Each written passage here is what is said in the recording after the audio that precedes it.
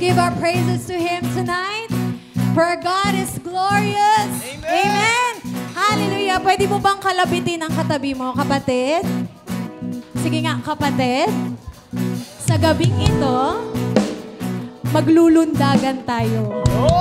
Amen ba yun? Hindi pwedeng hindi ka iindak sa presensya ng Amen. Panginoon. Amen. Are you ready, church? Come on, let's give it all to God. Hey.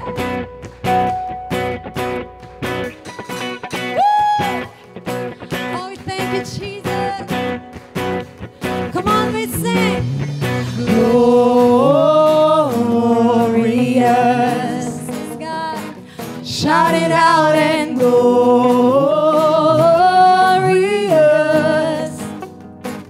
Make it louder.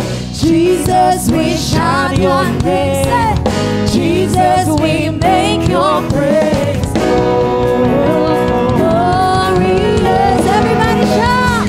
You are glorious. Jesus. It's like Jesus. Jesus. My God, you reign, God, forever and ever. How great your name. We sing your love remains. Your love remains forever and ever. You stay the same. Come on, let's sing. Shout it out, if you know it's good. Sing it out, for the Lord is good. Shout it out loud, you are glorious.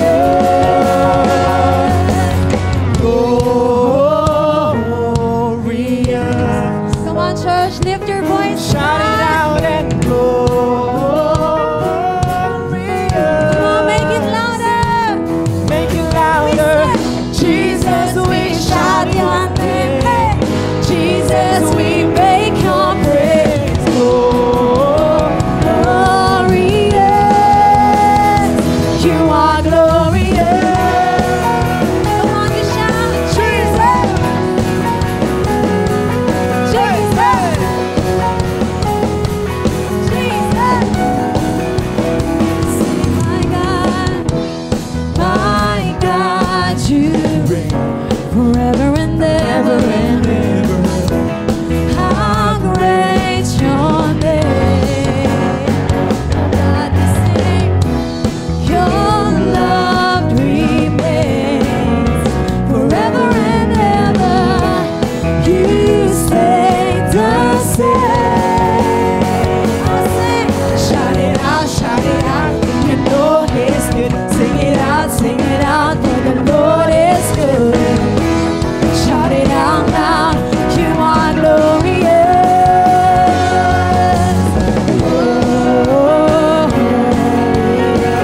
Hallelujah.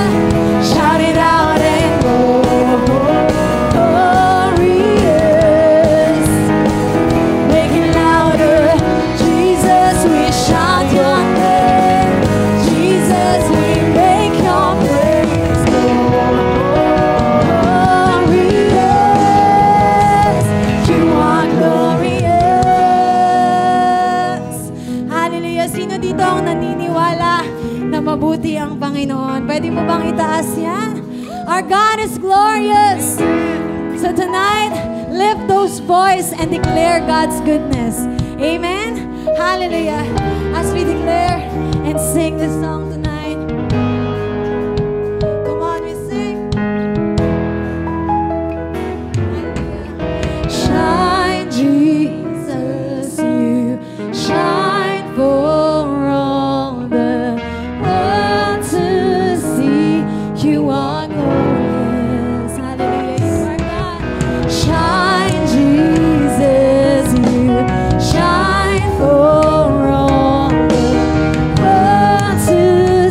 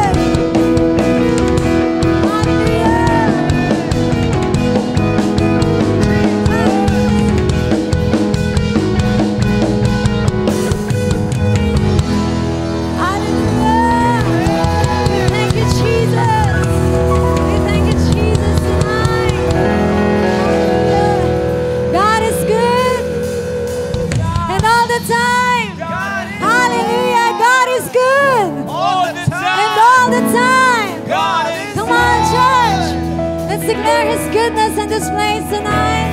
Hallelujah. Jump, jump, jump. Hey.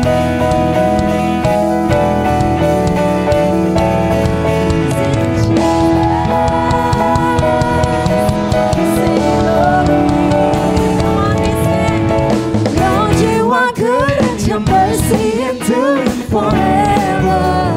Yes, God. Lord, you are good and your mercy enduring forever.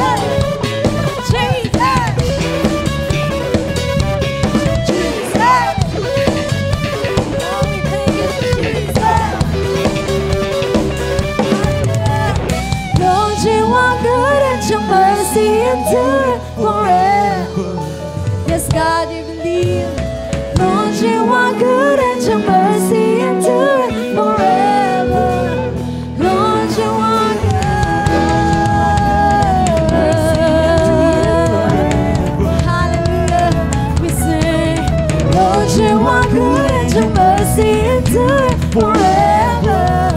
People from every nation. Hallelujah.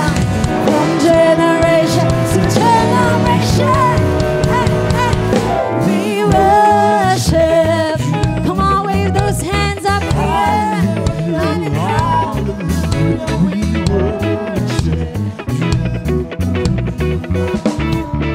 You are good. We worship you. Hallelujah. We worship you for who you are. Yes, God. Yes, God. We worship you. Hallelujah. We worship you for who you are.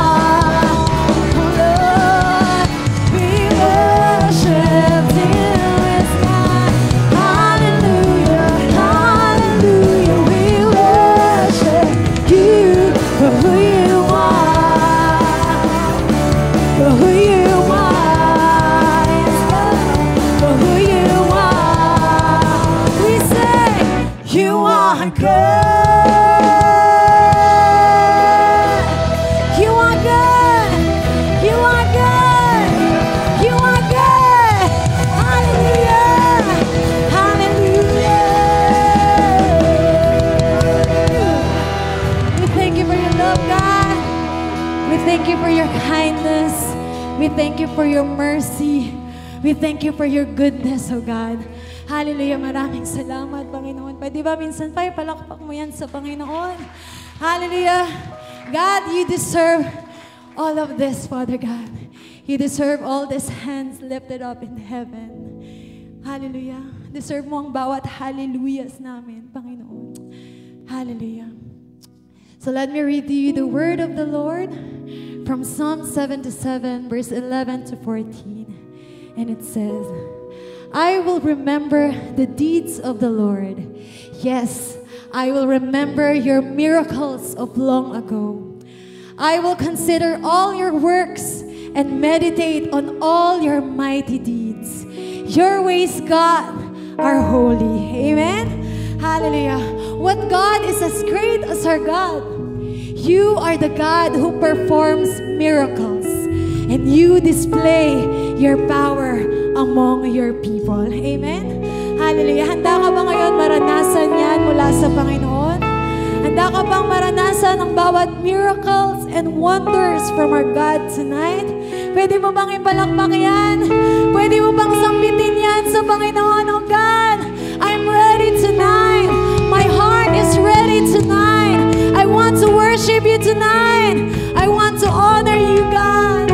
Oh Lord, God, meet us once again. Panginoon, patuloy mo kaming samahan. We just want to be close to you tonight.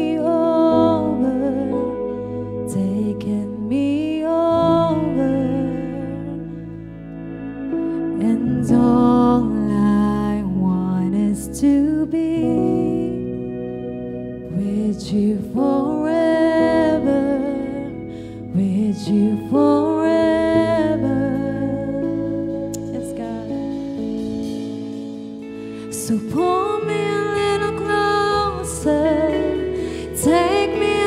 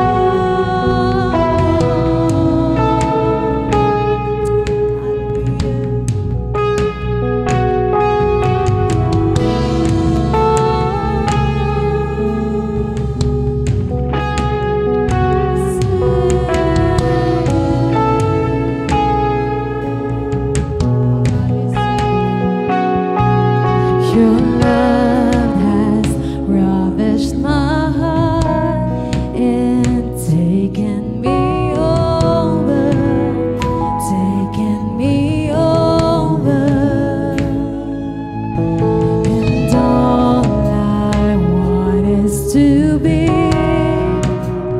with you forever, with you forever. So pull me a little closer, take me a little deeper. I wanna know your heart, I wanna know your heart, 'cause your love is so much sweeter than anything I've tasted. I wanna know your heart, I wanna know your heart. So pull me a little closer, take me a little deeper. I wanna know your heart, I wanna know your heart, 'cause your love is so much sweeter than anything I've tasted.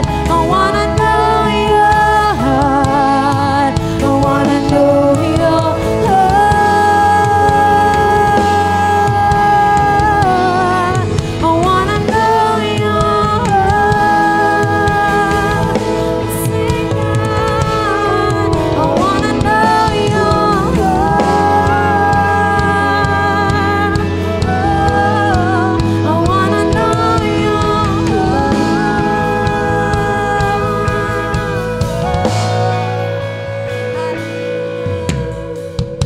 Oh, oh, oh, oh, how great your love is for me. Oh, oh, oh, oh, how great is your love. Oh, oh, oh, oh, how great your love is for me. Oh, oh, oh, oh, how great is your love. Oh, oh, oh,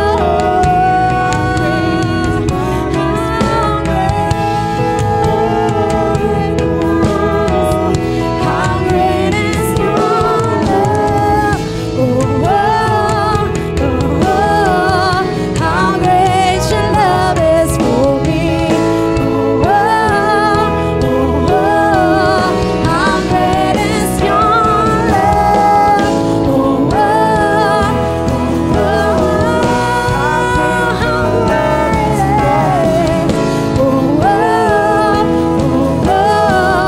how great is your love. How great your love is for me. Oh, how great is your love.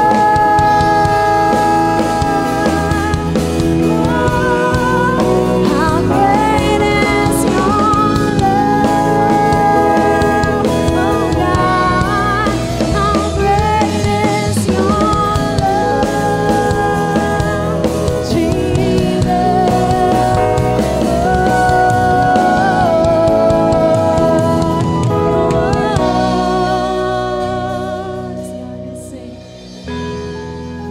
So pull me a little closer, take me a little deeper.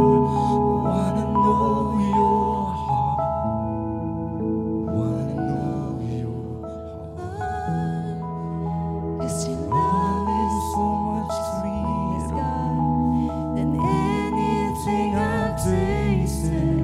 I wanna know your heart, I wanna know your heart.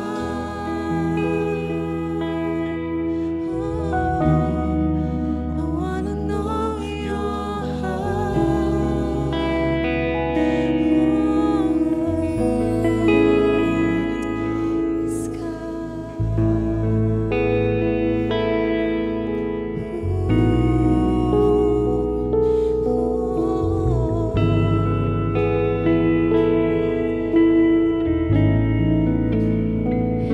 This is a house of worship.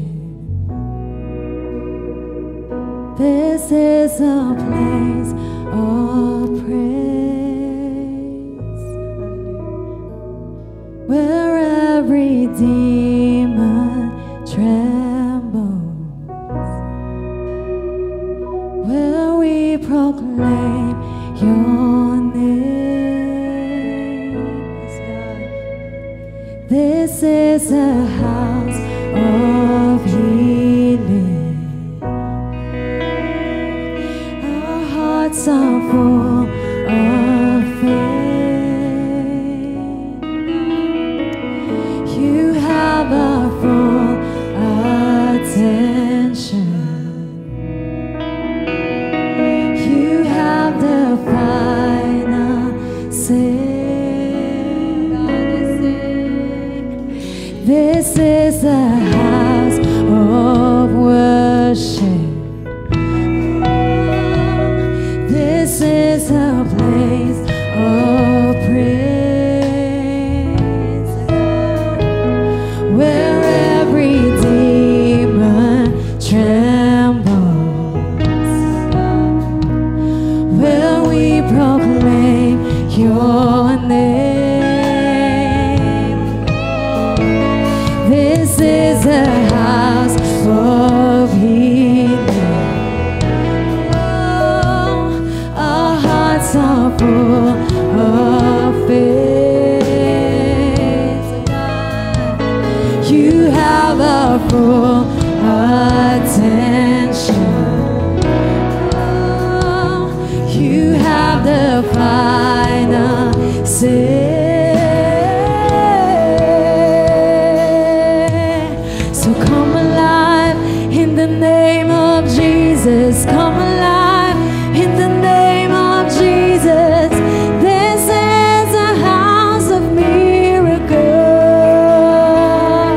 We bring everything to the feet of Jesus. Everything in the name of Jesus. This is a house of miracles.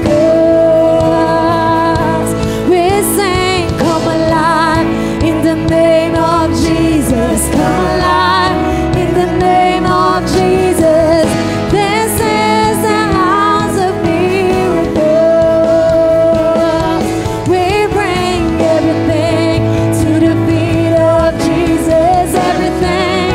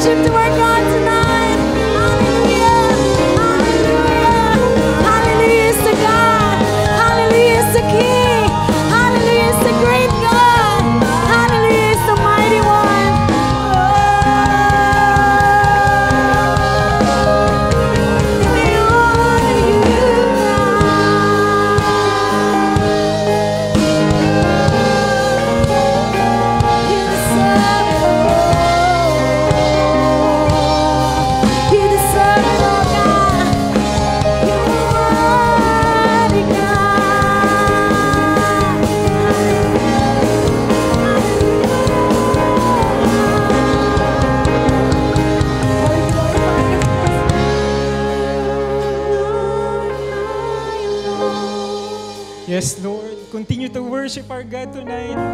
Oh, Holy Father, Jesus, Holy Spirit, we worship you ngayong gabi. Panginoon, thank you for your presence. You restored us, Panginoon. Ni-restore mo ang aming mga puso na napipighati. Ni-restore mo ang aming kalakasan, Panginoon. Punta kami, Panginoon, nangihina, pero nakatagpo kami ng kalakasan mula sa iyong presensya. Pumunta kami, Panginoon, na walang pag-asa. Sa iyong presensya, Panginoon, nakatagpo kami ng panibagong pag-asa. Maraming pong salamat, Panginoon. Inaasahan namin ang dakilang pagkilos mo sa aming kalagitnaan. Continue to move in this place mightily, Panginoon. Katulad ng pagkilos mo sa aming pag-awit at pagsamba, kumilos ka, Panginoon, sa aming pakikinig ng iyong mga salita. Banal na Espiritu, we ask you, Lord, hinihiling namin na mangusap ka sa bawat isa sa amin. Panginoon, hindi namin kayang maintindihan ang iyong mga salita. It's too complicated. It's too hard for us to understand with our limited mind. Pero alam namin sa pamamagitan, Panginoon, banal na Espiritu, matutulungan kaming maunawaan, Panginoon, ang iyong mga salita. Magiging makapangyarihan ito sa aming mga buhay, Panginoon. We know, oh Lord, that listening to your word is a form of worship as well. And we will worship you. Patuloy namin, Panginoon, papakinggan ang iyong mga salita. Patuloy kami magpupuri sa iyo sa simula hanggang katapusan, Panginoon, ng sambahang ito. Maraming pong salamat, Lord. We worship you, we glorify you, Panginoon. Itong aming dalangin sa pangalan ni Jesus. Amen. Amen. Amen.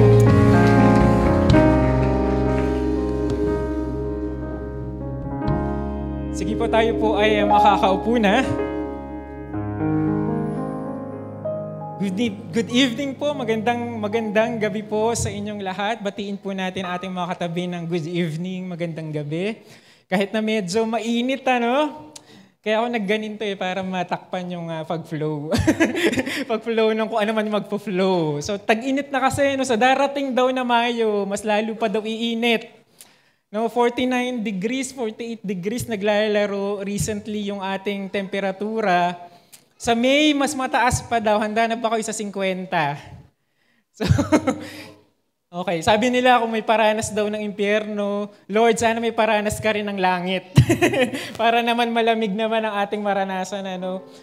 Ayan. So, yan po ang ating nararanasan ngayon. Ano? So, pero ngayon, syempre, let's focus on the Word of God for tonight. Nagpapatuloy po ang ating series that we called Compassion. No? Halos patapos na tayo. This is the third week that we are talking about compassion. Ano? And sino dito nakapanood na ng animated movie ng Pixar and Disney na Inside Out? Ayan, maraming makaka-relate sa akin. Ano? So, si Riley, yung bida na bata doon, yung main character na bata, ay merong mga personified. O kumbaga, merong invento ng mga emosyon sa kanyang pag-iisip. So, merong anger, merong disgust. Siya yung kung sino yung nagko-control sa kanya at that moment, yun yung kanyang primary na emosyon. Pero mas maganda yata na panoorin na lang natin yung trailer ng Inside Out 1 para mas maintindihan natin yung storya ni Riley, yung bida. Let's play po. Paki-play naman po. Thank you.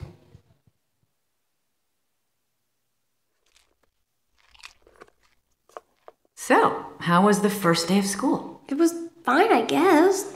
I don't know. Do you ever look at someone and wonder what is going on inside their head? Did you guys pick up on that? Sure did. Something's wrong. We're gonna find out what's happening, but we'll need support. Signal the husband.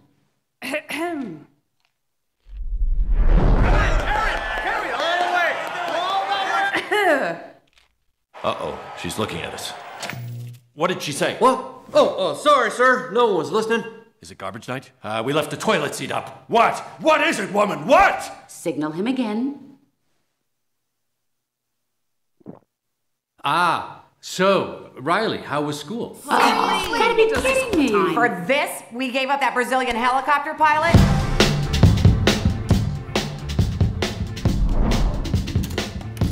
School was great, all right? What was that? I thought you said we were gonna act casual. Riley, is everything okay?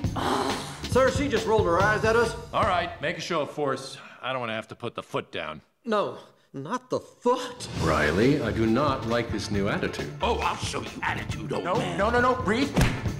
What is your problem? Just leave me alone. Sir, reporting high levels of sass. Take it to DEFCON 2. DEFCON 2. I don't know where this disrespectful attitude came from. You want a piece of this, Pops? Yeah, well, Prepare the foot.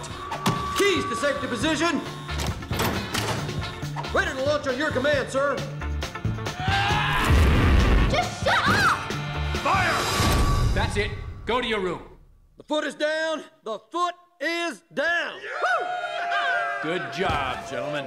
That could have been a disaster. Well, that was a disaster.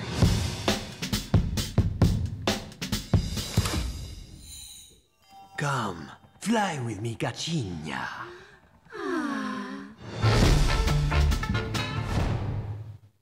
Ayan. So parang gusto nyo na lang manood ng movie, no? Parang relax na kayo dyan. Parang gusto nyo ituloy. Parang gusto nyo 1 hour tayong manood dito na malamig. Naka-relax na, tapos animated movie. So from the inside out, makita natin kung sino yung mga nagko-control na kanyang emosyon, di ba? Parang mga may person, mga animated na ninalang yung nasa isip ni Riley. Actually, sa inside out too, meron ng mga bagong mga character. Nung dalaga na si Riley, meron ng anxiety na character, meron ng boredom. Ayan. So panoorin nyo kung gusto nyo pag may free time kayo.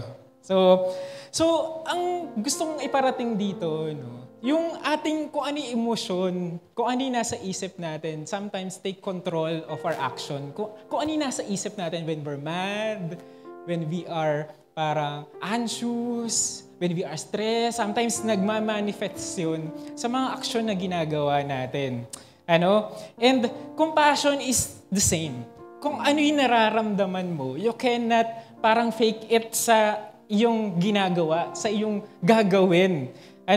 So, nagko-control ito sa mind, sa emotions, sa actions natin. As we continue po sa Compassion series this evening, this series, let's try to understand. Tonight, we will define what is compassion.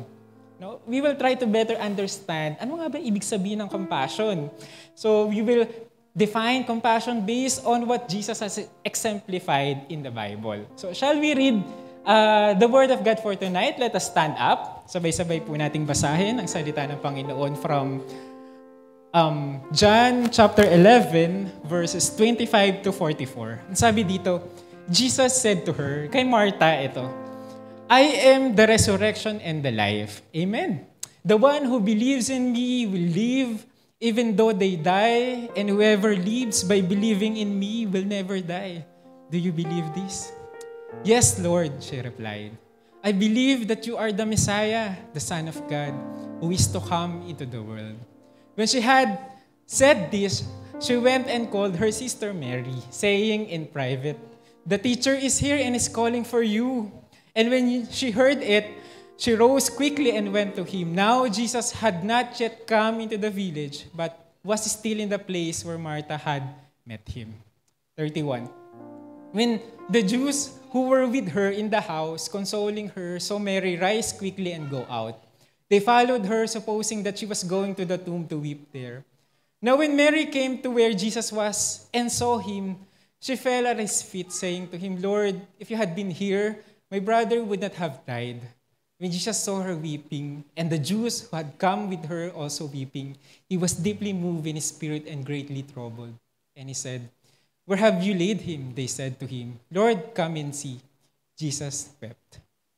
So the Jews said, see how he loved him? But some of them said, could that he who opened the eyes of the blind man also have kept this man from dying? Then Jesus, deeply moved again, came to the tomb. It was a cave, and a stone laid against it. Jesus said, take away the stone, Martha. The sister of the dead man said to him, Lord, by this time there will be an odor, for he has been dead for 4 days. Jesus said to her, did I tell you that if you believe, you would see the glory of God? So they took away the stone, and Jesus lifted up his eyes and said, Father, I thank you that you have heard me. I knew that you always hear me. But I said this on account of the people standing around, that they may believe that you sent me. When he had said these things, he cried out with a loud voice, Lazarus, come out! The man who had died came out, his hands and feet bound with linen strips and his face wrapped with a cloth. Jesus said to them, "Unbind him and let him go." Palayan ang pagbabasa ng salita ng Panginoon, tayo po ay mga kaupo na. So we will define what is compassion, but based on what Jesus did in the story that we just have read. Pero napansin nyo, medyo kulang inabasa natin. It's just part of the whole story where Jesus have revived Lazarus or binuhay niya yung namatay na si Lazarus. So, background of the story muna tayo para maunawaan natin yung kabuuan ng istorya. So, a man named Lazarus was sick. So, may sakit at nakatira siya sa Bethany with her sisters Mary and Martha. So, nagkasama na si Mary tsaka Martha, Mara. So, the two sisters sent a message to Jesus telling him, "Lord, your dear friend is sick." So, is very sick. So, marahil mamamatay na, nag-aagaw buhay si Lazarus sa pagkakataon na to when Mary and Martha have sent the message. So, took days, maybe, for the message to be sent or maparating kay Jesus Christ. Wala naman text message noon. Wala namang email pa noon. So marahil matagal na panahon bago pa nakarating kay Jesus. Maybe days. Mary, Martha, and Lazarus were very close friends of Jesus. So, very few mentioned in the Bible, or maybe just them, ang very close to Jesus. Actually, sila yung specifically na mention na mahal na Jesus. Isa-isa sinabi sa Bible, Jesus loved Martha, Jesus loved Mary, Jesus loved Lazarus. Ganun ka-close yung relationship ni Jesus Christ sa tatlong to. Imagine, tinawag yung ganun ka-close kayo ni Jesus Christ that the Bible said. Diba na Jesus loves you? Diba? Grabe, yung significance ng relationship nila. So, kakaiba. Kakaiba yung storya na to, because it's close to the heart of Jesus Christ. It's close to home.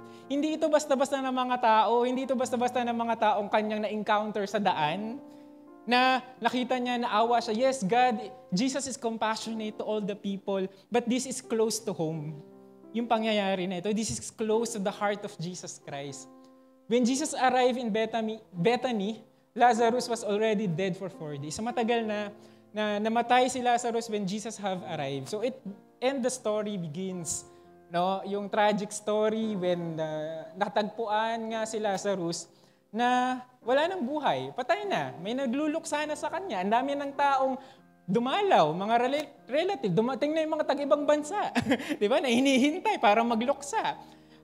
Iniintay, para ilibing na lang si Lazarus. It's been 4 days, matagal na, and according to customs of the Jews, pag 4 days na, ay wala na talagang pag-asa na mabuhay ang isang patay. May chance pa pala, Pero 4 days, ang kanilang parang deadline for them to pronounce that the person is dead already. So maybe may mapagkakataon, 3 days, may nabuhay pa. So binibigyan pila ng chance. But 4 days, wala na. Diba? Nabasa natin na mabaho na. Si Lazarus, wala na talagang pag-asa. So, makita natin sa nabasa natin kanina, yung behavior, yung reaksyon ni Jesus Christ, and paano niya ni-demonstrate yung compassion when the situation happens close to home. Pag malapit sa puso ni Jesus Christ, ang mga tao, ano yung kanyang reaction? Ano yung kanyang response? Unang response ni Jesus Christ is the inward response. Sabi dito sa 33, when Jesus saw her weeping, and the Jews who had come with her also weeping. So may mga tao nakapaligid. Mary and Martha was weeping. He was deeply moved in spirit and greatly troubled. So dalawa yung naramdaman ni Jesus Christ dito, parang mixed emotion. Deeply moved in spirit and also troubled. So we will dig in later. Bakit niya naramdaman both itong mga pakiramdam na ito, mga inward na feelings niya? So, let us talk about why Jesus was deeply moved in His spirit. So, deeply moved in the spirit can also mean that Jesus feel deep emotion, even involving His spirit. Ang compassion, it involves even our spirit. Hindi lang may emotion. Sometimes sinasabi natin, it's more than sympathy. Yes, it's more than empathy. Yes, it's more than that. But compassion, grabe yung lalim na pinaghugatan nito. Hindi lamang soul, but also the spirit. Yung kaibuturan ng ating kalooban, the soul and the spirit are inward parts, kumbaga. No? Involved dito. So, he felt sorrow, deep emotions about sa nangyari kay Lazarus. Remember na hindi lamang si Mary and Martha ang close kay Lazarus. Even Jesus was very close to Lazarus. So, hindi lamang si Mary, Martha at mga tao yung nawalan ng malapit sa buhay, kundi mismo si Jesus Christ. Nawala ng tao na malapit sa Kanya. No? Jesus felt compassion. Jesus was moved in spirit. We're used to feeling empathy, sympathy, no? But compassion is much more intense, involving yung maging ang ating spirito. No? Ang compassion cannot be get over easily. Hindi ka maka-move on kagad dito. No? Hindi ka tulad ng ex mo na nakalimutan mo na, naka-move on ka na. Ang compassion, it's something that cannot be easily na makalimutan. No? Ito yung nagpapagising sa'yo tuwing gabi, nagpapapuyat sa'yo because hindi ka makamove on dun sa feeling na yon. Ganun kalalim. Ganun kalalim yung compassion. Real compassion is strong, feeling yet caring in nature. No? Sa Biblia, ang dinidescribe, sa Old Testament, dinidescribe ang compassion as Rechem, as a mother na caring sa womb niya. Paano niya inaalagaan yung kanyang anak, ang kanyang baby sa kanyang sinapupunan. Rechem is the word. It's the woman, dinescribe yung woman sige, set natin yung stage. Solomon, sa kwento sa Old Testament, meron pinag-aagawan na baby. Diba? Meron totoong magulang, mother niya, at merong yung peke. Tapos pinag-aagawan sila. Tapos na-reveal yung wisdom ni Solomon when he asked na hatiin yung baby. No? And the real mother, alam niyo yung storya naman, no? Siya yung naghaya na lang na wag na lang hatiin yung baby. And Solomon gave the baby to the real mother. Ang naramdaman daw doon ng mother is compassion. It's Rechem. Compassion yung naramdaman ni God to Nineveh. Even though they were not Israelites, hindi sila bayan ng Diyos. Hindi sila pinili. No? Ano lang sila? Tapon lang sila, wala silang bilang ang mga taga Nineveh. Though they were not Israelites, God saw people who might be saved. If Jonah just preached the gospel, kung i-preach lamang ni Jonah yung gospel sa mga Ninevites, maliligtas sila. Compassion na naramdaman ni God sa mga taong ito. Compassion inaramdaman ni God when He said na hindi ko pababayaan ang mga Israelites even though they were captive by the Babylonians for so long. Yan ang pangako ng ating Panginoon. Sabi ng Biblia, will a mother forget her child? Makalimut ba ang isang magulang sa isang bata na kanyang inaaruga? Yan yung description ng compassion. Yung pag-aalaga, pag-aaruga ng ating Panginoon sa atin, sa kanyang mga anak.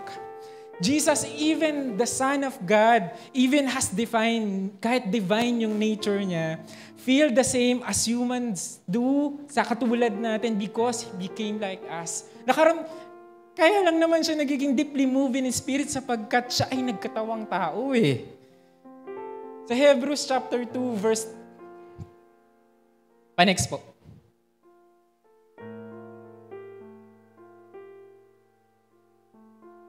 Ayan, sa Hebrews chapter 2 verse 16 to 18, ang sabi dito, we also know that the Son did not come to help angels, He came to help the descendants of Abraham. Therefore, it was necessary for Him to be made in every respect like us, in every respect. No? Parang walang namintes na pagkatulad sa atin, His brothers and sisters, so that He could be our merciful and faithful high priest before God. Then He could offer a sacrifice that would take away the sins of the people. Since He Himself has gone through suffering and testing, He is able to help us when we were being tested. So sa 16, ang sabi dito, na tayo daw ay descendants ni Abraham. We are the Gentiles, adopted. No, tayo ay inampon. Tayo ay mga adopted na mga children na Israelites through Jesus Christ. Pero ang pamantayan noon para ikaw ay mapatunayan na descendant ni Abraham, ikaw ay circumcised. No, but ang sabi ng salita ng Panginoon, circumcision is not the parameter anymore to be considered as descendant of Abraham. Ano yung mas importante? Circumcision of the heart. Heart na yung sinicircumcise. Ano yung sinicircumcise doon? Yung sin. So we are circumcised in the heart. So Romans chapter 2 verse 28 to 29, the Son came to help us and to rescue us. Hindi lang yung mga original descendants ni Abraham, no? Kundi tayong lahat, every nation that is called by Jesus Christ. Jesus made a way, gumawa ng paraan ang Diyos para tayo ay maligtas. Every nation to know God and to be saved. Sabi dito, pangalawa sa 17, necessary daw na maging katulad natin si Jesus Christ so that He could be merciful. They are merciful and faithful na high priest. Merciful because He understands yung experiences natin bilang mga tao. Kaya nga siya na deeply moved in spirit because nagkatawan tao siya because He is human in nature. Meron siyang human nature, So, nakaramdam siya. Meron siyang emotion, meron siyang mga experiences. Jesus felt hunger, thirst, worry. No, meron siyang human percentage.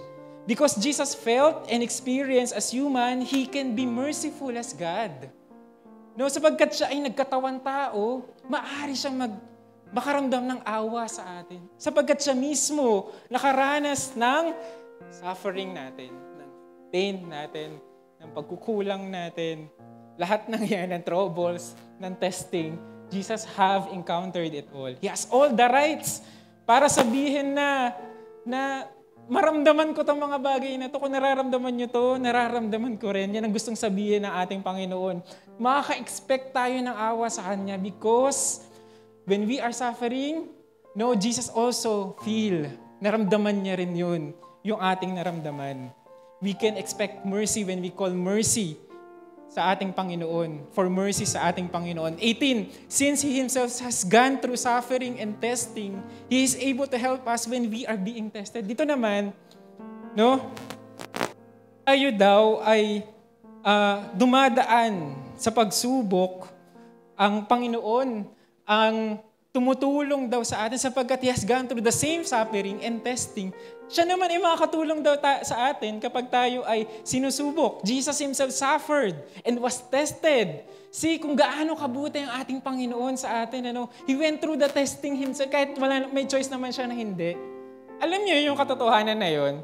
Kahit may choice naman ang ating Panginoon to not go through testing, to not go through suffering, to not being human katulad natin na maraming kapintasan, still went through. No? So, nowhere in earth you can find a person whose character and love sobrang pure. Only Jesus have that kind of love. Saan ka nakita ng ganung pag-ibig? Di ba? So, whenever tayo ay sinusubok, alam natin na may tulong. Merong plano sa atin. Sapagkat alam natin na ang Panginoon natin na may plano sa atin. When we become Christians, our perspective shifts. When we begin to think that everything in our lives serves a purpose. Alam niyo ito yung pagbabago pag tayo ay naging Kristiyano na hindi na parang out of randomness, hindi na parang out of parang coincidence yung mga bagay na nangyayari sa buhay natin.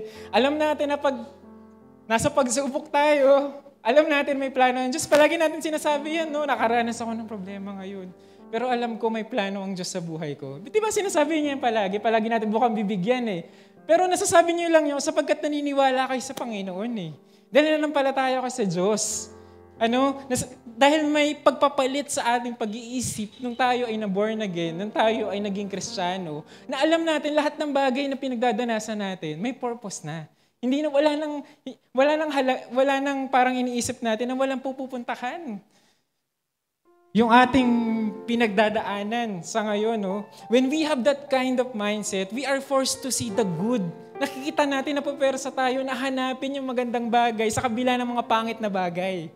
Alam niyo yun? Kaya siguro ako nakaranas ng failure because God wants me to think about another option in my life. Diba? Maaring ganun yung pinapakita sa atin nating Panginoon. Napupersa tayo na hanapin yung mabuti sa mga pangit na bagay na nararanasan natin. Unlike noon, na parang it's just a bad luck. Diba? Mali. Hindi lang ako sinaswerte ngayon Diba? Baka hindi ko lang araw ngayon. Pero, since ikaw ay na-born again, since ikaw ay naging Kristiyano, lahat ng bagay ay meron ng dahilan sa buhay mo. Because we know that we are not anymore in control of our lives, but someone who knew better than us, which is God, yung mas may alam ng direksyon ng buhay mo. No, who is more powerful than us, who is more capable than us. Because of that simple na switch sa mindset natin, we become empowered individuals. No, mas matapang tayo. Mas kaya nating magdesisyon. No, mas matapang tayo na nagawin yung mga bagay na pinapagawa ng Diyos. Sapagkat alam natin, yung failure is not the end. Your sickness is not the end. Your pain, your suffering, hindi yun yung katapusan. Alam mo, hindi yun yung period ng buhay mo. No, problems are not the end. Hindi yun yung katapusan. Alam natin na may mas mabuting bagay na nakalaan para sa atin. Di ba, nung tayo ay hindi pa Kristiyano, napaka-dark ng buhay natin. Napaka-negative natin mag-isip, no? Negatron yung ating pag-iisip noon. Pero dahil tayo naging Kristiyano, nakakakita tayo ng liwanag sa kabila ng kadiliman sa ating buhay sapagkat meron tayong pag-asa kinabukasan. We don't live right now. Eternity is what we currently live for. Yan yung gusto natin mangyari. Compassion is an inward response, and what Jesus felt is He was greatly troubled. Ano nga ba sabihin ng greatly troubled? Diyan yung second response si Jesus Christ no? So, nakita natin na si Jesus Christ ay na deeply moved in spirit nung kanina. So, He was emotionally driven. No? Marahil siya ay nadala ng kanyang emosyon. And the second response of Jesus Christ is greatly troubled. Na-trouble siya, nag-alala siya. No, ano bang ibig sabihin ng greatly troubled? Naguluhan ang kanyang pag-iisip. No? Surprisingly, ang pangalawang naramdaman niya, he was greatly troubled. How can someone be troubled and be sad at the same time? How can someone feel moved and troubled? No, yung feelings na yun, mixed emotions ba yun? Remember that Lazarus was already dead for 4 days. Patay na si Lazarus ng 4 na araw. Not only the death of Lazarus moved Jesus, death itself moved Jesus. Sapagkat alam niyo yung primary na kaaway ni Jesus Christ? It's death. Kamatayan. Kamatayan natin mga tao. Kaya siya na-trouble nung nakita niya si Lazarus na namatay. Sapagkat concern rin ni Jesus Christ yung kamatayan. Jesus is primarily concerned not only with the death of Lazarus, but also with the broader concept of human mortality, yung pagkamatay ng tao, yung kaiklian ng ating buhay, na parusa na nag-iintay sa atin doon sa impyerno pag hindi tayo naniwala sa Kanya. Concern yun ni Jesus Christ. The greatest enemy of human is death. No? Death took Lazarus, yung kanyang close na kaibigan, no? Kinuha siya ng kamatayan. Ang concern ng Panginoon is to defeat the power of death. He felt moved. He felt troubled. He felt concerned about the death that defeated Lazarus. Pero alam natin, soon, God will break its power over death. No? Sa storya ng Biblia. Patuloy natin basahin ng Hebrews chapter 2:14 sapagkat there's a lot to unpack na information dito. No? Jesus defeated the power of fear and death. Because God's children are human beings made of flesh and blood, the Son also became flesh and blood. For only as human being He could die, and only by dying could He break the power of the devil who had the power of death sa atin. No? One of the reasons Jesus became human is that He could die. Yun ang medyo morbid na katotohanan. No? Nagkatawan tao siya so that He could die because as God, He cannot die. Panginoon siya divine siya He could not die. Pero as human, He could die. But as God, He could live again. He could resurrect. At dahil doon, napagtagumpayan ng ating Panginoon ang kamatayan. The power of the devil against human ay wala na. Jesus died for our sins. Naniniwala ba kayo doon? Amen? Amen? Ako lang naniniwala. Wala nang kapangyarihan ng kamatayan sa atin. So, in 15 sabi dito, only in this way could He set free all who have lived their lives as slaves to the fear of dying. Sabi dito, slaves daw tayo sa kamatayan. Tayo do'y alipin ng takot ng kamatayan. Sabi naman natin, hindi naman natatakot mamatay Sige nga, wag ka kumain ngayong gabi. Diba, hindi mo kaya. Kakain ka pa rin ngayong gabi. Magbe-breakfast ka pa rin bukas ng umaga. Sapagkat ang instinct natin is to nourish our body. Kasi naman, pag di ka kumain, malalantay ang katawan mo, manghihina ka, and eventually, you will die. Our primal instinct is to preserve our life. Diba? Nobody wants to die. Fear of dying yung tinatry natin i-conquer. Yung tinatry natin talunin. Diba? We decide to wake up every day. Diba? Nagdi-decide tayo, babangon, at hindi ako mararat in the bed. No? Hindi ako magugunaw or mabubulok dito sa kama. Babangon ako, papasok ako, diba, sa school, sa trabaho, because I want to live. You decide that every day na gusto mong mabuhay. Tama ba? So all our tendencies, all our instincts point to the preservation of our life. Gusto natin ma-preserve yung buhay natin. Kahit yung mga ginagawa nga natin, nagpapahirap tayo sa trabaho because we want to improve our life.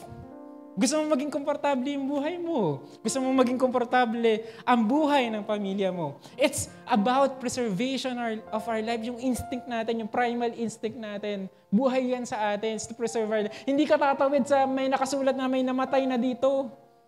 Diba? Hindi ka natatawid doon. Tatawid ka na sa tamang daan. Kasi you want to preserve your life. Diba? But there's one thing that we can't escape. It's death. No, kahit anong takot mo pa dyan. No, pag dumating yung kamatayan, it's there. Wala ka ng takas doon. It's one thing that we cannot escape as human. It's death and the fear of dying. At not knowing what's out there. Pag di mo alam kung saan ka pupunta, yun ang mahirap. Yun ang slaves of fear na tinatawag dito. Fear of dying, slaves to the fear of dying. When not knowing what's out there. No, pupunta ka ba sa kawalan? Punta ka ba sa impyerno? Pupunta ka ba doon sa kung saan man lugar yun na kailangan ka bang ipagdasal para makapunta sa langit o sa impyerno? Diba? Sa gitna ba? Sa alapaap ba? Diba? Sa universe ba? So, you don't know. That's the fear that we have as human beings. No? Kapag tayo ay hindi pananampalataya sa Panginoon, not knowing what's out there. Hindi natin alam kung anong meron sa kabilang buhay. But we know that Jesus already conquered death, napagtagumpayan na yung kamatayan, so we don't have to fear death. Kasi siya mismo, napagtagumpayan yung kamatayan. Death is just a phase. No, phase lamang ito na dapat pagdaanan ng isang Kristiyano. Is just a line that we have to cross. No? Our born-again experience allows us to experience the promise of God. Nung tayo ay nakilala sa ating Panginoon, nung tayo ay na-born again, ang promise ng ating Panginoon is not just for the next life. Pero ngayon, natanggap mo na ang pangako ng ating Panginoon. Nung ikaw ay na-born again, ang pangako ng Panginoon, pwede mo nang angkinin. Hindi doon sa pagkamatay mo pa, tsaka ka magiging matatanggap yung pangako niya. No! When you became born again, tanggap mo na ang pangako ng Panginoon ngayon. At pag ikaw ay namatay, kasama niya, na natili, na kumikilos sa iyo ang pangako ng ating Panginoon, matutupad yun sa buhay mo. For now, in this life, into the eternal life. Yan ang pangako ng ating Diyos. Kilala nito si Brian Johnson. Ang puti niya, kakulay na niya yung background. Si Brian Johnson is 46 years old. He is a centimillionaire. Okay, sana all centimillionaire. Centipede lang kami. Centimillionaire tech entrepreneur who has spent most of the last 3 years in pursuit of a singular goal. Don't die. Sa Time Magazine, nakasulat dyan other information that he did. I-claim niya that he is the most clinically tested man. Sapagkat, wala naman kumakain, di ba? Yung stool niya, yung dumi niya, pinapatest niya, yung blood niya, pinapatest niya, yung lung capacity niya, heart capacity, kahit anong capacity yan, pinapatest niya sa kanyang katawan. Lahat ng bagay ginagawa niya para humaba yung kanyang buhay. Actually, kung papanoorin niyo sa YouTube, yung kanyang interview, so itinuturing niya na iba't ibang age yung kanyang katawan. Sabi niya, ang age ng heart niya is 37. ang kanyang lung capacity, kung di nagkakamali, sabi niya, medyo mayabang siya, 18 years old. Grabe, iba't ibang age yung kanyang katawan. Samantalang tayo, isa ng age natin. No? Sa kanya, lahat ng organs niya, iba-iba yung age because he believes na iba't iba nga yung aging ng mga organs ng katawan. No?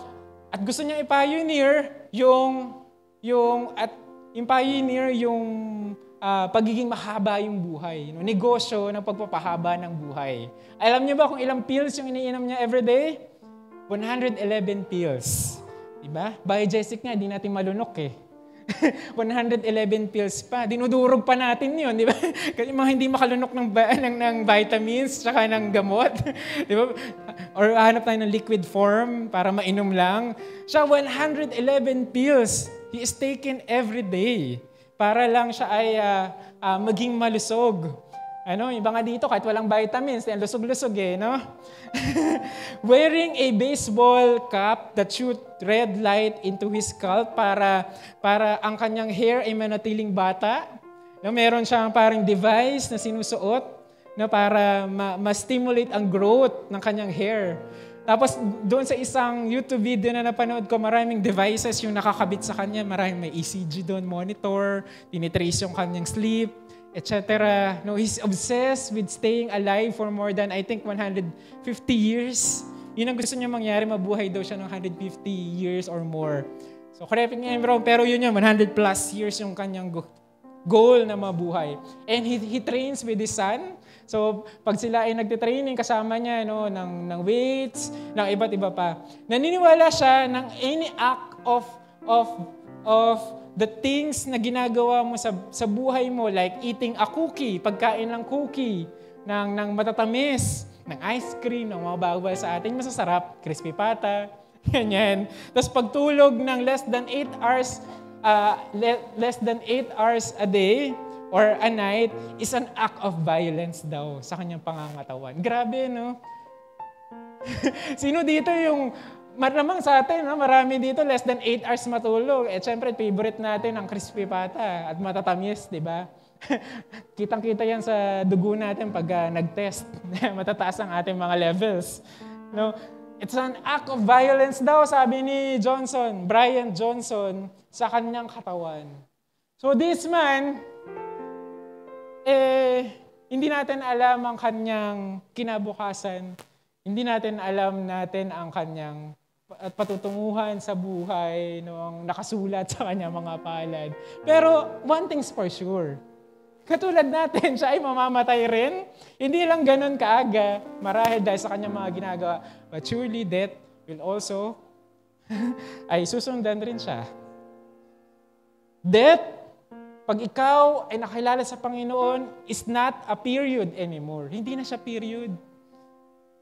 Kama na lang yun. But an experience to continue yung pangako ng ang Panginoon sa buhay natin. So dapat di na tayo matakot.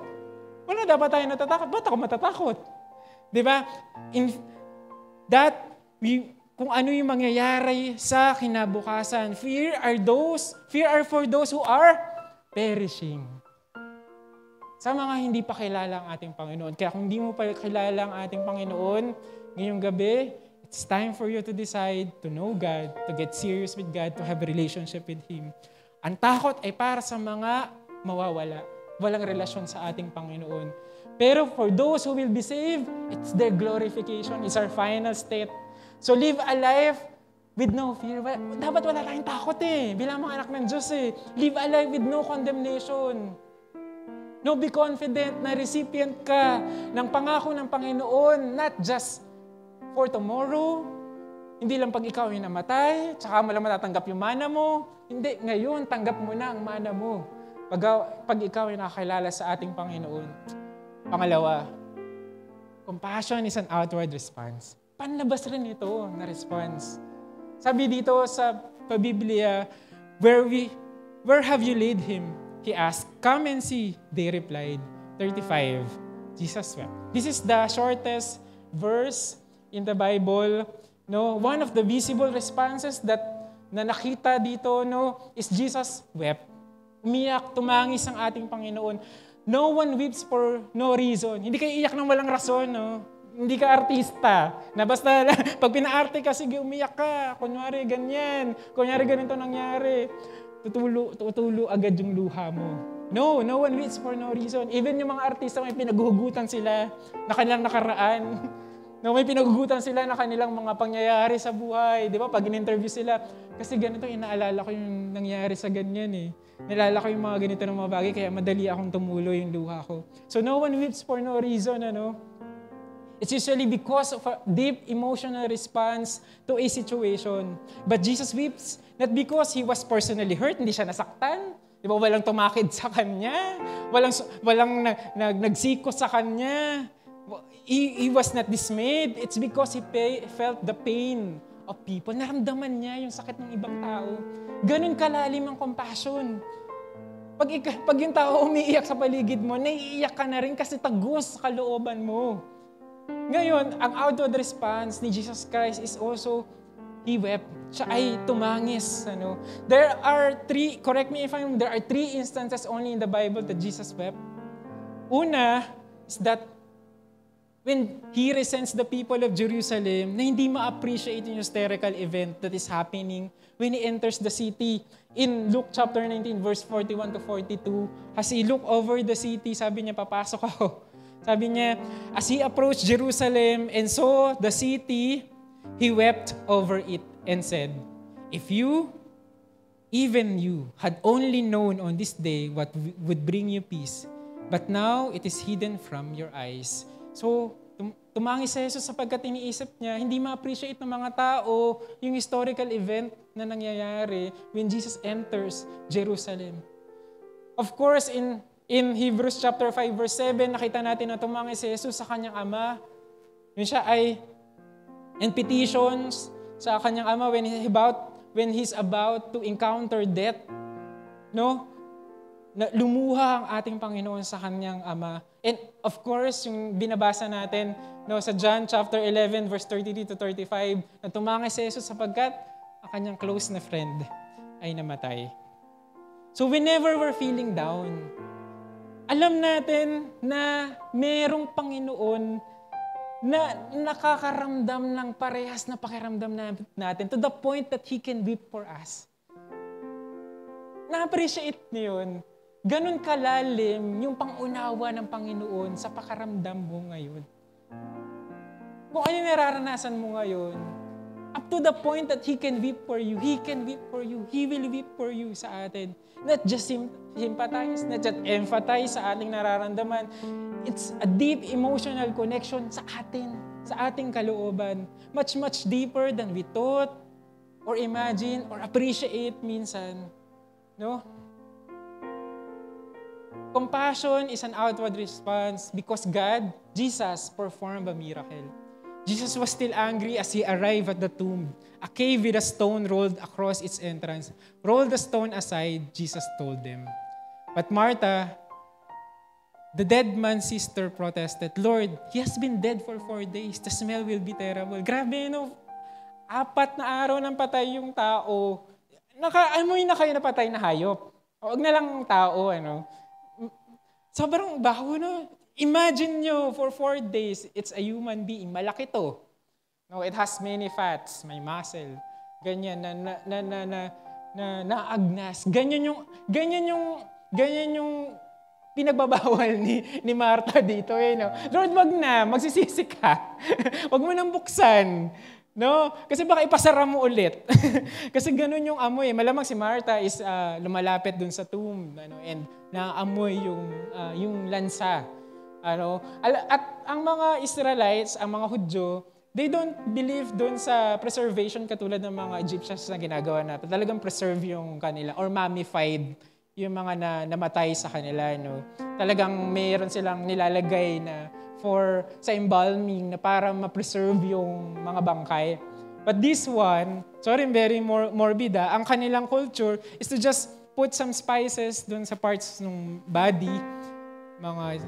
Hindi naman sa lulutuin yun ha, may spices lang talaga para ma-preserve kahit papaano or yung amoy ay mapatagal ng okay. Then they wrap it ng foil. Hindi, joke lang. Ng cloth. niluto. May foil na, ano yun, bangus, nirap sa cloth, si Lazarus. Kayo mga imagination nyo ha. So, ganun yung sitwasyon noon, wala na talagang pag-asa mabuhay si Lazarus. Yun yung point eh. May amoy na, baka nga matatanggal yung kamay nun eh. Baka nga yung daliri na sobrang itim na o tanggal na yung mga kanyang kuko sa sobrang tagal. Alam niyo ba yung pwedeng gawin ni Jesus Christ? Pwede siyang dumating na mas maaga. Kasi alam naman niya eh. Jesus Christ knows everything. He is God. He will know what will happen. Pwede naman siya pumunta ng maaga eh. Pupuntahan ko to si Lazarus kasi mamamatay na siya. Diba? At papakita ko paano pagalingin si Lazarus. Pwede niya pagalingin si Lazarus in a distance. Pwede niya sabihin, Lazarus, gumaling ka. Diba? But Jesus waited for 4 days because He knew yung Jewish superstition na ang kaluluwa daw ng isang tao stays near doon sa grave for 3 days na pag-asa na superstition ng mga Hudyo noong panahon nila na ang kaluluwa daw maaring bumalik after 3 days. Therefore, it was accepted or talagang final na yung death ng tao after 4 days. Wala na daw pag-asa talaga or hope. So pagdating si Jesus Christ ng mas maaga, so marahil attribute yung himala doon sa kanilang paniniwala na yun. Alam ni Jesus Christ na ang end is to glorify God. Jesus knew the end result would be the glorify God, kaya siya nagpa-delay. Delay was intentional sa part ni Jesus Christ. No, He wanted to come when it's already impossible na i-revive si Lazarus.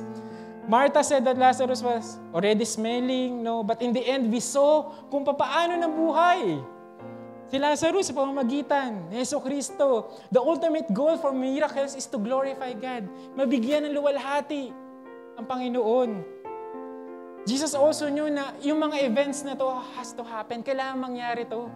Sapagkat it would set the religious leaders in determination to kill Jesus. Ano ibig sabihin nito? Mas determinado sila nahabulin, tugisin si Jesus Christ because of this great miracle. Ang dami kang witnesses dito. Sapagkat alam niyo ba, pag may namatayan, nag-hire pa sila sa panahon nila ng mga taga-iyak. Kahit mga Hudyo sa panahon nila, they also hire people, mga extra, na para umiyak, para mahugulgol sa mga kamag-anak. Siyempre, bukod pa yon sa mga totoong kamag-anak ni Lazarus. So, marami talagang tao dito, as described in the text as well. Maraming witnesses sa ginawa na himala ni Jesus Christ. Kaya naman, it would set the precedent sa mga kaaway ni Jesus Christ, sa mga tumutugis sa Kanya, napatayin pa siya lalo, sapagkat lumalakas ang Kanyang impluensya. Jesus has to be physically present to prove that He really did the miracles Himself. Kailangan niya ipakita na ako mismo ang nagpabuhay kay Lazarus sa pagkakataon na yun. Kung ginawa niya yun from a distance, marahil attribute ng mga naniniwala ng ibang tao sa ibang mga tao. Sa ibang tao, yung kagalingan or miracle na pagkabuhay ni Lazarus. Alam niyo ba, sometimes delay sa ating mga buhay, sabi dito, later, next day, after, tomorrow. Maraming pagkakataon na hindi natin gets yung timing ni Lord eh. Alam niyo ba, maraming pagkakataon we don't know the real timing of God kasi hindi naman natin kuha yung karunungan ng Panginoon eh. Wala naman tayong kasing laki ng utak ng ating Panginoon. Kaya ang gusto natin agad-agad. Ang gusto natin, Lord, ito yung tamang timing para sa akin eh. Ito yung tamang pagkakataon para sa akin eh. Pero maraming pagkakataon sa Biblia sinabi ni Jesus na hindi pa ito yung tamang panahon. Nung si mother niya na mismo nag-ask ng wine eh. Pero anong ginawa ni Jesus? Ginawa niya anyway. Pero sinabi niya sa kanyang mother, it's not yet my time. Pero siguro dahil mother niya, ginawa pa rin niya yung himala. And I mean, it's saying that tinuturuan niya yung mga tao na may mga bagay na hindi pa talaga panahon. No? Sinabi ng kanyang mga kapatid, mga kaanak, na magpakita ka na, lumatad ka na para makita ka ng buong mundo. Sinabi niya, hindi ko pa panahon. Maraming pagkakataon na sinabi ni Jesus Christ na it's not yet His time. Pero ang ginawa niya? Ginawa niya pa rin niya anyway. Ginawa niya pa rin yung wine, nag-produce pa rin siya miraculously ng wine for that wedding. Anong ginawa niya? Nagpakita pa rin siya sa mga tao. He introduced himself as the Christ, as the Savior. He did it anyway, but at the right time.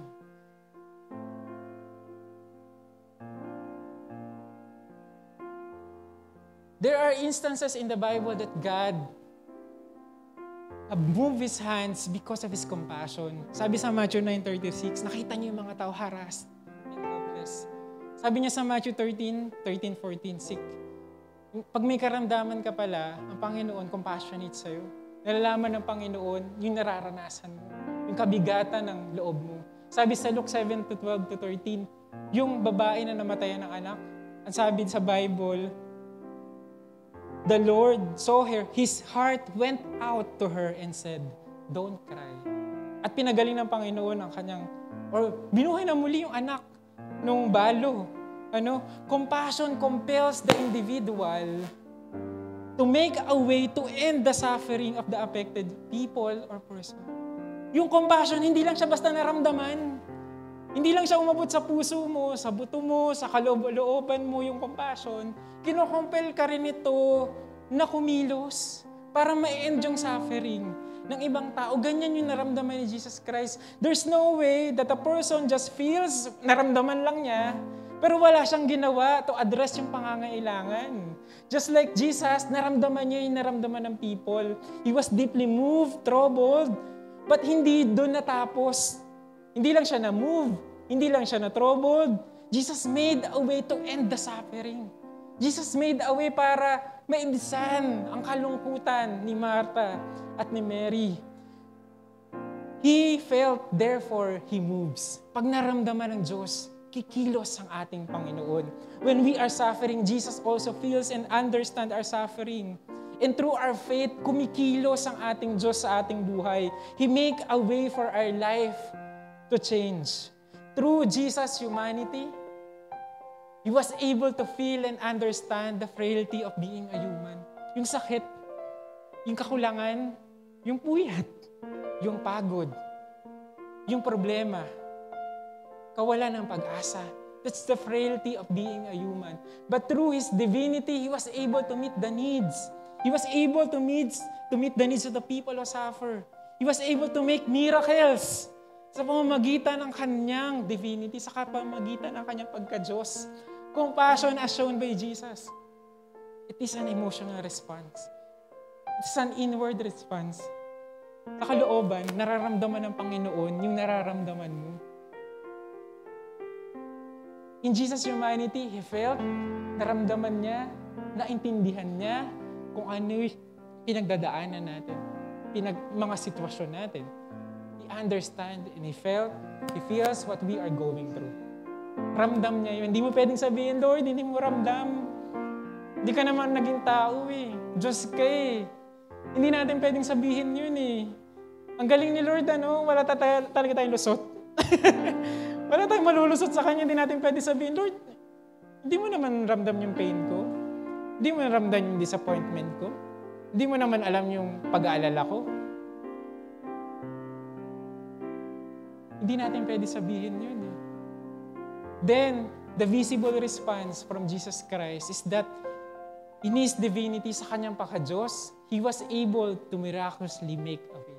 Gumagawa ng paraan ang ating Panginoon pag Siya ay nakaramdam. Compassion is a twofold response. Hindi pwedeng emotion lang, hindi pwedeng physical lang. Kasi pag emotional response lang, tapos walang physical response, ano yun? Pagiging pangingimbabaw lang yun.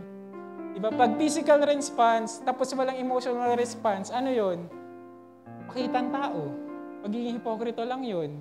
Diba? May ginawa ka pero hindi mo naman feel. Tumulong ka, hindi ka naawa, nagbigay ka lang kasi tingin mo, yung mga tao mabibigyan ka ng papuri. Diba? Hindi pwedeng emotional response lang, hindi puro pakiramdam lang, naaawa ako sa kanya. Pero wala kang ginawa, tinignan mo lang.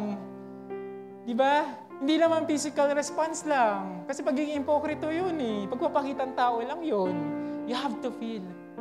You have to have both para maging totoong compassion. Ito yung nangyari, ito yung naramdaman ni Jesus Christ sa atin.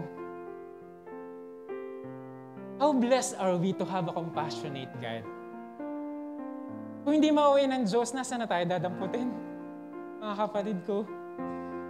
Jesus, in His humanity, felt yung sorrow natin. It's God-wrenching. Alam niyo, naghahalo yung tiyan. Yun yung compassion. It's a strong, unbearable na feeling. It's not just sympathy. Hindi lang to emotional response. No, Jesus in His humanity, naramdaman niya lahat yun. He knows na nawawalan ka ng pag-asa. Alam niya yung takot mo. Alam niya yung kalungkutan natin. Alam niya yung frustration natin. Alam niya yung pagod mo. No? Tonight, it's just one question for you and also for me. It's just one question. Do you want God to make a way in your life? Do you want God to miraculously provide in your life? Do you want God to move in your life? If you want that, I invite you to stand up tonight and let us sing, God will make a way. Kasi alam natin na kahit na imposible yung bagay, alam natin gagawa ang ating Panginoon sapagkat siya ang Diyos na sinasamba natin. Naiintindihan niya yung kalagayan mo, yung nararanasan mo. Kung yung mga magulang mo, hindi naiintindihan yung frustration mo, yung pagod mo, ang Panginoon naiintindihan ka. Kung ibang tao, yung mga friends mo, hindi nila naiintindihan na pagod ka na, hindi nila naiintindihan yung problema mo, yung personal mong pinagdadaanan, ang Diyos, alam niya yung pinagdadaanan. Amen. He will make a way. For us, shall we worship the Lord tonight?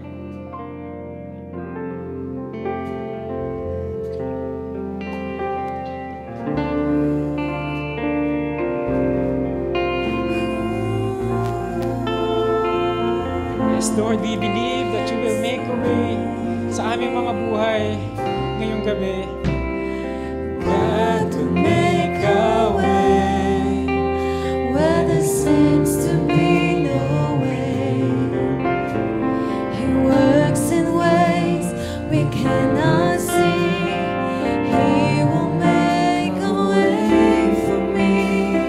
He will be my God. Hold me closely to His side. With love and strength for each new day, He will make a way. He will make a way.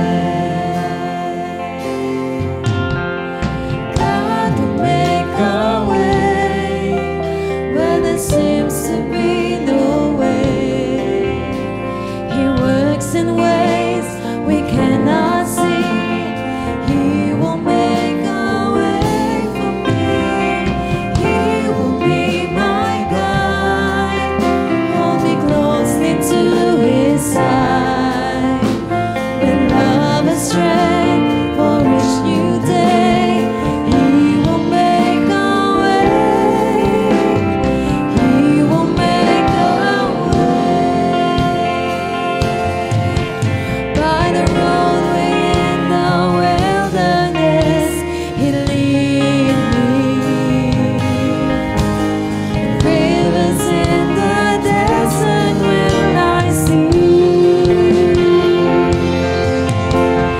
Heaven and earth will fail, but His word will still remain. He will do something new today. God will make a way where there seems to be no way. He works in ways we cannot see. He will make a way for me. He will be my guide. Hold me closely to His side. With love and strength for each new day, He will make a way. He will make a way. God will make a way where there seems to be no way. He works in ways we cannot see.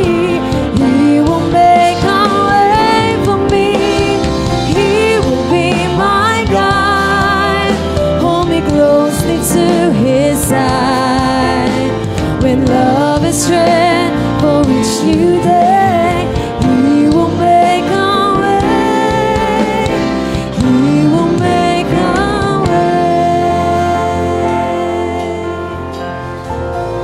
Lord, salamat po. Alam namin, Ikaw ang Diyos na gumagawa ng paraan sa aming mga buhay. You are working right now kahit di namin nakikita. To those who have problems right now, to those who have sickness right now, to those who have pains right now, may gusto kang idulog sa Panginoon, raise your hand and we will pray to the Lord. Kung may pinagdadaanan ka, mahirap ang sitwasyon mo, may sakit ka, may karamdaman ka, may kabigatan ka ng kalooban na gusto mong ibigay sa Panginoon ngayong gabi, raise your hands tonight. Ibibigay natin niya sa ating Panginoon, idudulog natin sa ating Panginoon sapagkat walang imposible sa Kanya. Panginoon, as church, together, Lord, we are praying in your mighty name, in your powerful name, Panginoon, sa inyong banal na pangalan, Panginoon, kami ay nananampalataya, kumakapit, Panginoon, sapagkat alam namin, naranasan mo ang nararanasan namin, Panginoon. Kaya naman makakaasa kami ng awa at ng grasya na nanggagaling sa iyo, Panginoon, sa mga nagnanais, Panginoon, na gumaling ngayong gabi. We are praying right now for your healing to pour out in their lives. Touch their body right now, Panginoon, and claim your healing right now kung nakakaranas ka ng karamdaman. Lord, we claim your provision sa mga kapatid namin na nangangailangan. Maraming bills na bayarin, maraming due dates. We are praying, Lord, for your provision. In your right time, you will rescue us, Panginoon. Kahit kailan hindi mo kami binigo, Panginoon, sa aming mga pangangailangan. Ngayon pa kaya? Kaya naman, Lord, sa iyo kami umaasa, Panginoon, to those who wants answer, Panginoon, to those who are troubled right now, we just want, Lord, your joy and peace to come into their life. Panginoon, inimbitahan namin ang banal na Espiritu sa aming mga buhay na bigyan kami ng kagalakan, ng kapayapaan, ng kalakasan na maglingkod sa inyo, Panginoon. Lord, we thank you. We know that your promises, Panginoon, hindi lamang sa kabilang buhay, kundi, Panginoon, ngayon, tatamasa kami ng magandang buhay, Panginoon, sa pamamagitan ng iyong pangako na sinabi mo sa iyong mga salita. Sinabi mo, pag kami ay nanampalataya, makakamtam namin ang mga bagay na ito. Kaya naman ngayong gabi, habang nakataas ang aming mga kamay, nananampalataya kami, Panginoon, nakikilos ka, you will make a way for us. Panginoon, you will make a way. Gagawa ka ng mga himala sa aming mga buhay, Panginoon. You will make a way sa aming mga problema, sa mga issue namin, Panginoon, sa mga nararanasan namin, sa aming sitwasyon na imposible, gagawa ka ng paraan. Because you are God of the impossible, Lord. We claim that sa pangalan ni Jesus. Amen. If you claim that, clap your hands. Lord, thank you so much, Panginoon, sa pagkilos mo.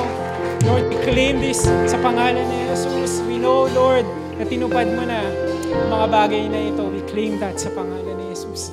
Sa pangalan ni Jesus. Shall we continue to be in the presence of the Lord as we give our offering tonight to Him? Raise our hands sa mga magbibigay po sa atin and we will pray for you. I will pray for you, Lord. We are so thankful that you have provided for us. Maraming pong salamat sa provision mo sa aming mga buhay, sa iyong biyaya na hindi nauubos. Maraming salamat, Panginoon, that we are here. Malakas kami. Malusog kami, Panginoon. Meron kami tinatamasa na pagpapala. Kaya naman, ibinabalik namin, Panginoon, sa iyo. Ang blessing na natanggap namin is just a small portion of the blessings that we have received. Panginoon, wala ito sa lahat ng binigay mo sa amin. Kaya naman, we are thankful, Lord, sa kabutihan mo, sa faithfulness mo sa aming mga buhay. Salamat po, Lord, sa mga kapatid namin na tapat na nagbibigay. Continue to bless their lives. Panginoon, multiply, Panginoon, ang kanilang ari-arian, ang kanilang mga tinatamasa, Panginoon, improve their lives, oh Lord, promote their jobs, give them honors in their school, preserve and keep the family, Panginoon, safe. Lord, maraming pong salamat. Church, itaas natin ang ating mga kamay. Shall we receive the blessing of God tonight, Lord, as we raise our hands with faith. We receive, Lord, the blessing that you are pouring out tonight, Lord, dahil sa biyaya mo, Panginoon, na hindi nauubos. Alam namin, Panginoon, ngayong gabi, binubuksan mo ang kalangitan and we are receiving right now your provision. Panginoon, we are receiving right now your healing. Panginoon, tinatanggap namin ang kalakasan, kagalakan, kapayapaan na nanggagaling sa iyo, Panginoon. All these things that we need, Panginoon, until we meet you again in this sanctuary. All these things we pray in the name of the Father, of the Son, and the Holy Spirit. Amen and amen. Amen. God bless everyone. Happy Sunday po. Mag-ingat po tayo sa pag-uwi.